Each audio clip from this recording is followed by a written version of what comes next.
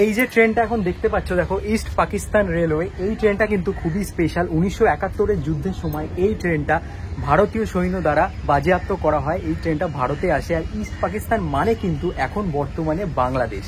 এখানের মেন সব থেকে ইন্টারেস্টিং হচ্ছে এই রেল বাস।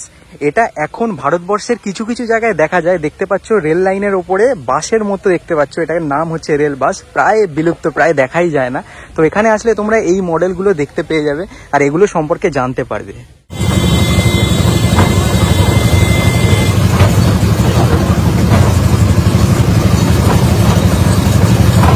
তোমরা এখানে হাওড়া স্টেশনের একটা রেপ্লিকা পেয়ে যাবে। উপরে লেখা রয়েছে দেখো, পুরো একদম হাওড়া স্টেশন।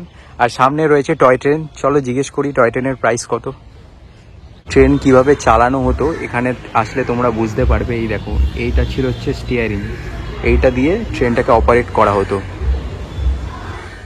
বন্ধুরা, আজ আমি তোমাদের ঘুরিয়ে দেখাবো ভারতের দ্বিতীয় রেল মিউজিয়াম।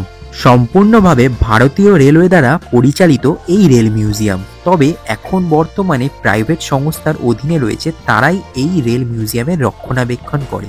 এছাড়াও তোমরা এখানে সুন্দর ট্রেন রেস্টুরেন্ট পেয়ে যাবে, যেখানে বসে তোমরা কিন্তু টুকটাক কিছু খাওয়া দাওয়া করতেই পারো। প্রাইসও কিন্তু বেশ রিজনেবল। সমস্ত ডিটেলস রয়েছে আজকের ভিডিওতে। চ্যানেলে যদি প্রথম হয়ে থাকো, তোমার কাছে আমার একটাই রিকোয়েস্ট, একটু চ্যানেলটাকে সাপোর্ট করো, সাবস্ক্রাইব করো। চলো শুরু করা যাক।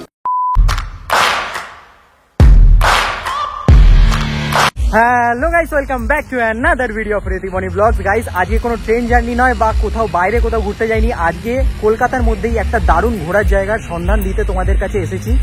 তো আজকে আমি তোমাদের দেখাবো রেল মিউজিয়াম। পুরো রেল মিউজিয়ামটা ঘুরিয়ে তোমাদেরকে দেখাবো। আর এটা রয়েছে কলকাতার বুকে। তো ভিডিওটা কিন্তু বাকি ভিডিওর মতো খুবই ইন্টারেস্টিং হবে।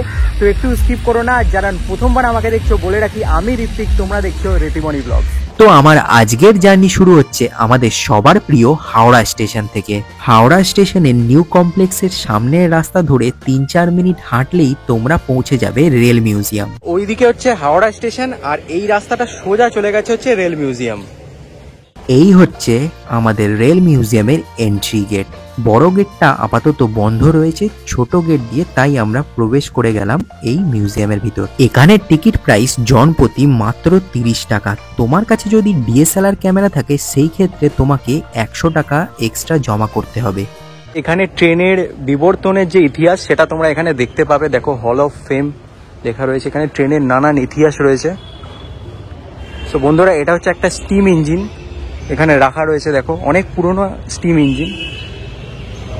আগেকার দিনের যে লোকোমোটিভগুলো ছিল, দেখো কতটা বড় ছিল। দেখো চাকাগুলো জাস্ট দেখো তোমরা। এগুলো দেখে হয়তো ক্যামেরাতে নর্মাল চাকা লাগতে পারে, কিন্তু চাকাগুলোর সাইজ অনেক বড়।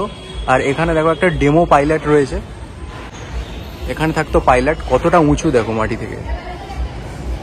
চলো তোমাদেরকে দেখাই আগেকার দিনের ফার্স্ট ক্লাস কোচ ঠিক কেমন দেখতে ছিল।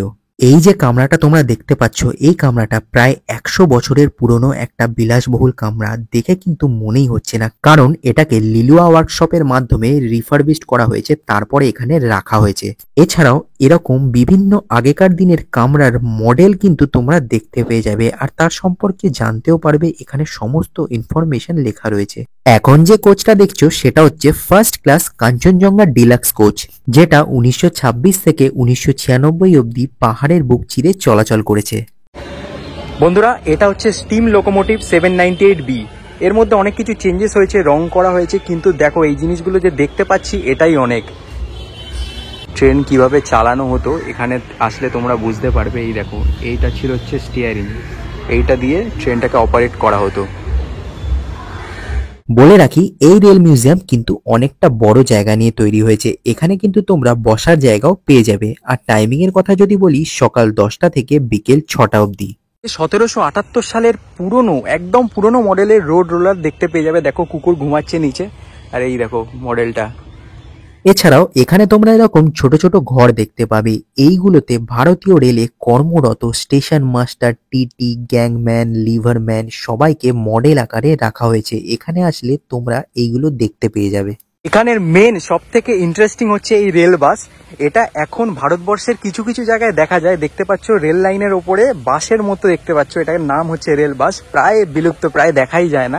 তো এখানে আসলে তোমরা এই মডেলগুলো দেখতে পেয়ে যাবে আর এগুলো সম্পর্কে জানতে পারবে। দেখো এই যেটাকে দেখছো এটাকে বলা হয় স্টিম ক্রেন, ঠিক আছে, মানে ট্রেনের অ্যাক্সিডেন্ট হলে বগি সরানোর কাজে এইগুলোকে ব্যবহৃত করা হতো। দেখো এখানে আসলে এই জিনিসগুলো দেখতে পাবে, আর এখানে দেখো সমস্ত ডিটেলস তোমরা পেয়ে যাবে। এবার তোমাদেরকে আমি রেল বাসের ভিতরটা দেখাই।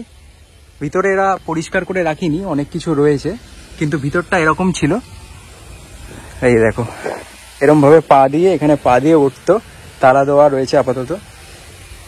তো বন্ধুরা গরম আজকে একটু বেশি আছে, মাত্র 30 টাকা টিকিট কেটে তোমরা এখানে আসলে অনেক কিছু সম্পর্কে জানতে পারবে আর তোমাদের ভালোও লাগবে। আর এই জায়গাগুলো খুবই ভালো, একটা পার্ক মতো করে দেওয়া হয়েছে।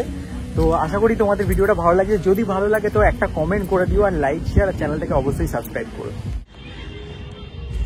এই দেখো আগেকার দিনের কন্ট্রোলার তোমরা একবার দেখে নাও, আমি এখানে উঠে দেখানোর চেষ্টা করছি তোমাদেরকে, যদিও এটা বন্ধ করা। দেখো এই হচ্ছে কন্ট্রোলার, এগুলোর সাহায্যে আগেকার দিনের ট্রেনটা চালানো হতো। এই যে ট্রেনটা এখন দেখতে পাচ্ছ, দেখো ইস্ট পাকিস্তান রেলওয়ে, এই ট্রেনটা কিন্তু খুবই স্পেশাল। 1971-এর যুদ্ধের সময় এই ট্রেনটা ভারতীয় সৈন্য দ্বারা বাজেয়াপ্ত করা হয়। এই ট্রেনটা ভারতে আসে, আর ইস্ট পাকিস্তান মানে কিন্তু এখন বর্তমানে বাংলাদেশ। তোমরা এটা দেখে বুঝতেই পারছো, ইস্ট পাকিস্তান রেলওয়ে ইংলিশে লেখা রয়েছে, আর নিচে কিন্তু এটা উর্দুতে লেখা। 1971-এর ভারত পাকিস্তান যুদ্ধের সময় এই ট্রেন পাকিস্তান থেকে ভারতে আসে এবং আর ফিরে যায় না। কতই না ইতিহাসে সাক্ষী হয়ে দাঁড়িয়ে আছে এই ট্রেন। এই ট্রেন বহুদিন ব্যান্ডেল স্টেশনে ছিল, কিন্তু এখন বর্তমানে এটা এই মিউজিয়ামে তোমরা দেখতে পাবে। এছাড়াও তোমরা স্বাধীনতার আগের এবং স্বাধীনতার পরের বহু লোকোমোটিভ ইঞ্জিন এখানে দেখতে পেয়ে যাবে। আগেকার দিনের যে ইঞ্জিনগুলো ছিল সেগুলো অনেকটা বড় ছিল, দেখো, আর মাটি থেকে অনেকটা উপরে। দেখো কতটা জায়গা রয়েছে এখানে। এটা হচ্ছে হ্যান্ড অপারেটেড ক্রেন, মানে হাত দিয়ে অপারেট করা হয়। ওখানে দেখো লেখা রয়েছে ডিটেলস। অদ্ভুত অদ্ভুত জিনিসপত্র তোমরা এখানে আসলে দেখতে পাবে, যেগুলো পুরোনো যুগে ইউজ হতো, আর এখানে আপাতত রয়েছে, আসলে দেখতে পাবে অনেক স্পেশাল জিনিস। এখানে কিন্তু ট্রেনের ইতিহাস ছাড়াও একটা রেস্টুরেন্ট পেয়ে যাবে খাওয়া দাওয়া করার জন্য। চলো তোমাদেরকে দেখিয়ে নিই। এখানে কিন্তু তোমরা একটা সুন্দর ট্রেন রেস্টুরেন্ট পেয়ে যাবে। এই রেস্টুরেন্টের নাম হচ্ছে ইম্পেরিয়াল কিচেন। আমি তোমাদেরকে মেনু কার্ডটা দিয়ে দিলাম, তোমরা এখান থেকে পজ করে প্রাইস জেনে নিতে পারবে। প্রাইস কিন্তু এখানে ঠিকঠাকই ছিল, আমার খুব একটা বেশি বলে মনে হয়নি। এছাড়াও অ্যাম্বিয়েন্স কিন্তু দারুণ, এখানে আসলে তোমরা খুব সুন্দর সুন্দর ছবি তুলতে পারবে, আর খাবার দাবারও ঠিকঠাকই ছিল। আমি এখানে ট্রাই করেছিলাম একটা সুইট লস্যি, যেটা আমার দারুণ লেগেছিল, আমি তোমাদেরকে রেকমেন্ড করছি। আর সাথে চিকেন চাউমিনটাও ঠিকঠাকই ছিল, খারাপ আমি বলবো না, ভালোই ছিল। এছাড়াও এখানে কিন্তু বাইরে বসারও খুব সুন্দর জায়গা রয়েছে, তোমরা ভিতরে না বসে চাইলে বাইরেও বসতে পারো। বন্ধুরা এই মুহূর্তে রেস্টুরেন্ট থেকে খেয়ে বেরোলাম, খাবার দাবার আমার ভালোই লেগেছে, খারাপ না। আর দুপুরবেলা দেখে এসেছি, তাও এত লোক এখানে, এখন ভালোই লোক হচ্ছে। যদি তোমরা মনে করো যে আসবে তাহলে আসতে পারো, টিকিট প্রাইসও কম আছে এখানে, দাম আমি দেখলাম রিজনেবলই আছে, ঠিকঠাকই আছে। তোমরা এখানে হাওড়া স্টেশনের একটা রেপ্লিকা পেয়ে যাবে, উপরে লেখা রয়েছে দেখো, পুরো একদম হাওড়া স্টেশন। আর সামনে রয়েছে টয় ট্রেন, চলো জিজ্ঞেস করি টয় ট্রেনের প্রাইস কত। মাত্র 30 টাকা দিয়ে টিকিট কেটে টয় ট্রেনের মজা নিতে নিতে পুরো রেল মিউজিয়ামটা তোমরা ঘুরে দেখতে পারো। শুধু টয় ট্রেনের জন্যই তোমাদের আলাদা করে টিকিট কাটতে হবে। এছাড়াও সেই রেপ্লিকা হাওড়া স্টেশনের ভিতরে ঢুকলে তোমরা এরকম রেল লাইন সম্পর্কে জানতে পারবে। এখানে রেল লাইনে কিভাবে একটা ট্রেন চলাচল করে পুরোটাকেই একদম মডেল আকারে বোঝানো হয়েছে। এখানে আসলে অবশ্যই এই জিনিসটা দেখো। এরপর আমিও টিকিট কেটে উঠে পড়লাম এই টয় ট্রেনে। দারুণ অভিজ্ঞতা ছিল বন্ধুরা। এর আগে টয় ট্রেন আমি সায়েন্স সিটিতেও চড়েছি, কিন্তু এখানে টয় ট্রেনের একটা আলাদাই মজা আছে। অবশ্যই আসলে তোমরা ট্রাই করো।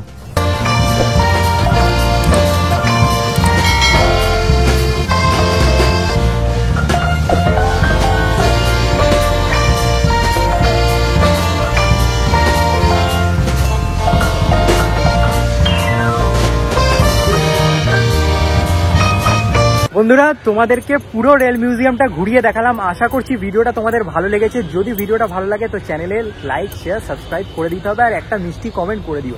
দেখা হচ্ছে নতুন একটা ভিডিওর সাথে।